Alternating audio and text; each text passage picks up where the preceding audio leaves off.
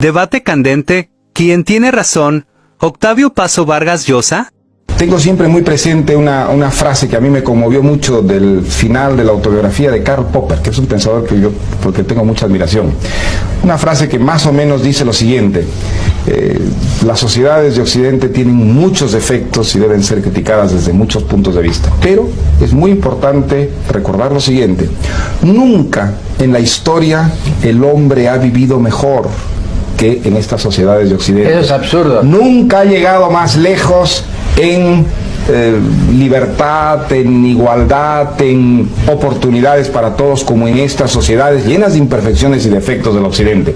En primer lugar, no es cierto históricamente que sea la época en que los hombres han vivido mejor. ¿Cuál es la época? Espera un segundo. Gibbon, que era un historiador que sabía más de historia que Popper, que no sabía nada de historia, lo que era un buen filósofo. Bueno, Gibbon, perdóname un momento, Gibbon dijo esto: la época más feliz de la humanidad es la época, y lo escribía a fines del siglo XVIII, que es una de las épocas mejores que ha vivido Europa, mucho más civilizada que la actual. Evidentemente, entre la moral del siglo XVIII y las sociedades del siglo XVIII y la del siglo XX hay un gran abismo a favor del siglo XVIII. Por ahí empezamos. Pero no para, espera un segundo, no para dice, los esclavos del siglo XVIII. Dice de pronto, no había esclavos en el siglo XVIII en Europa, por Dios. Ay, bueno, había esclavos en las colonias. Esclavos europeos. Bueno, eso es lo que voy. ¿Qué dice Gibbon? Dice, la época más feliz, dice, lo escribe a fines del siglo XVIII y dice: la época más feliz de la humanidad es la época de los emperadores antoninos. Es decir, esa época fue de guerras continuas, no en Roma, fuera de Roma, fue guerra de esclavitud. En el siglo XVIII, cuando escribe Gibbon, había esclavos y había déspotas ilustrados: Catalina de Rusia, Federico de Prusia, y había también en China y en Japón, dos países civilizados, también había déspotas ilustrados. El siglo XX, que a ustedes les gusta tanto, ha sido el siglo de las dos guerras mundiales, ha sido el siglo de la guerra atómica, ha sido el siglo de los campos de concentración en Alemania, el siglo de los campos de concentración en Rusia.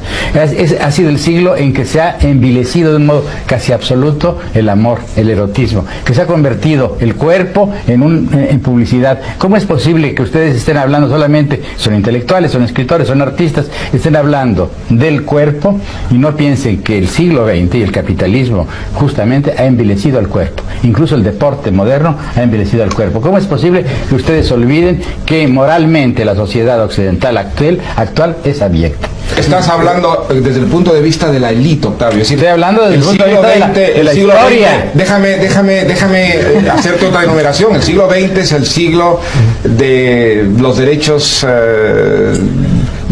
humanos, es el siglo del voto universal, es el siglo de la idea que el Estado tiene una responsabilidad en la salud, en la educación de las masas, de los derechos de la mujer. Es el siglo en el que las ideas de igualdad se traducen efectivamente en una legislación, y el siglo en el que surgen las ideas de que las minorías tienen unos derechos que deben ser también respetados, algo que nada de eso ocurrió jamás en la historia. Es decir, hubo momentos en que la historia fue muchísimo más intensa, más rica, más brillante y creativa, pero siempre para unas élites muy pequeñas y minoritarias.